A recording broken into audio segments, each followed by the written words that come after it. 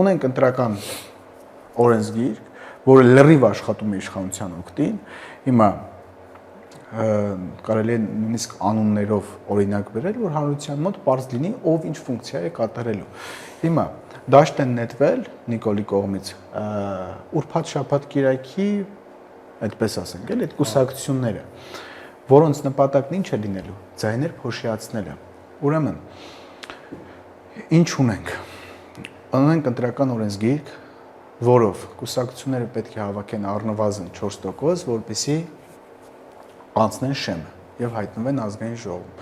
Երկու կուսակցություններից ստեղծված դաշինքները պետք է հավաքեն 8%, 3 եւ ավելին։ Արդեն ուզում են դարձնել 10% կարծեմ։ Չէ, 3 եւ ավելին արդեն 10% է, 3 եւ ավելին 10% է։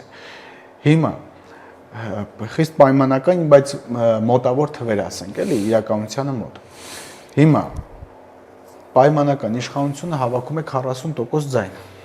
Հայաստան դաշինքը հավաքում է 20% ձայն։ Մեր ձևով շարժումը հավաքում է 10% ձայն։ Արդյունքում ունեցանք 40-20-10, ճիշտ է, 70% ձայն։ Այն 30% ձայները, որ կհավաքվեն կուսակցություն, որը կփոշիանա, այդ ձայները, փոշիացված ձայները 40%-ով գնալու են ըստ տոկոսների բաշխվելու են անցած կուսակցությունների վրա,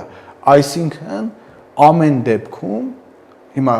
Էջմիածինի օրինակով տեսանք, ճիշտ է, իշխանությունը իր վարչական ռեսուրսներով, հիմա ԵՄ-ի հավաքական արևմուտքի կողմից արվող տեխնոլոգիաներով, խախտումներով, լույսեր անջատելով կարող է հասնել նրան, որ հավաքի 40% ձայն։